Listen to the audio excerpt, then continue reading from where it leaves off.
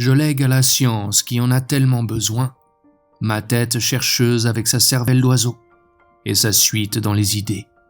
Mon nez creux et mes oreilles attentives, un œil de bœuf, l'autre de perdrix, ma bouche d'incendie au baiser de feu, ma langue maternelle ainsi que la moitié de mon cœur aimant et l'autre d'artichaut. Je donne aussi mon ventre creux et l'estomac dans les talons, mon talon d'Achille sur un piédestal, l'autre d'égalité, les deux en compote. J'offre une jambe de force, comprenant une cuisse légère et une cuisse de Jupiter. Tous mes os à ronger avec mes poignets de chemise, ma cheville ouvrière, mon bassin vaguement parisien.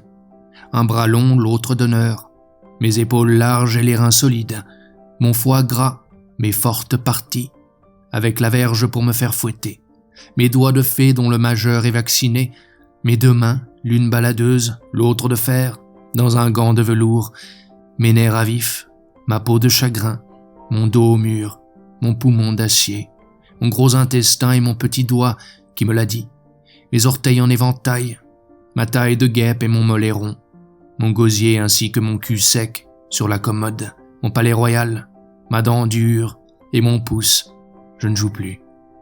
Post-scriptum, je refuse véhémentement que l'on prenne ma vessie pour une lanterne.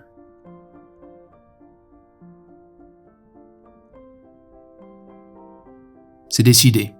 Je vais faire une demande auprès des autorités supérieures pour obtenir ce qu'il est convenu d'appeler communément une belle mort, c'est-à-dire la mort subite. Après toutes ces années d'emmerdement en tout genre, j'estime y avoir droit légitimement. Des amis très compétents en la matière me l'ont certifié. Je peux espérer l'obtenir officiellement. Cependant, j'ai un doute devant le nombre de postulants qui font le siège pendant des jours, des semaines, voire des mois, dans les hôpitaux sans obtenir satisfaction. Ils remplissent des formulaires, constituent des dossiers et attendent douloureusement une mort planifiée, en proie aux lenteurs de l'administration. La médecine peut parfois faire avancer le processus en proposant des solutions de remplacement en dessous de table. Personnellement, je répugne à user de ce genre de passe-droit. Non, ce que je veux, c'est une mort subite en bonne et due forme, accordée solennellement pour mes loyaux et bons services dans les innombrables merdiers que j'ai traversés et traverse encore aujourd'hui. Évidemment, je ne manquerai pas de mentionner dans la case réservée à cet effet, et en le soulignant à l'encre rouge, que ma demande, malgré sa légitimité, ne présente aucun caractère d'urgence, bien au contraire. J'ai vu tant de cas où des personnes en pleine force de l'âge obtenaient par retour satisfaction à leur requête, tout simplement parce qu'ils avaient omis de préciser qu'ils n'étaient absolument pas pressés, ayant la vie devant eux.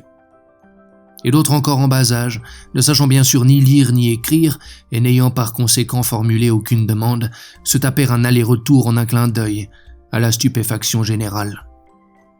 Je m'inquiète donc quant à la suite qui sera donnée à mon affaire face aux extravagances de l'administration dont les voies demeurent définitivement insondables. Soit dit en passant, et pour reprendre une expression populaire, ce doit être un joyeux bordel.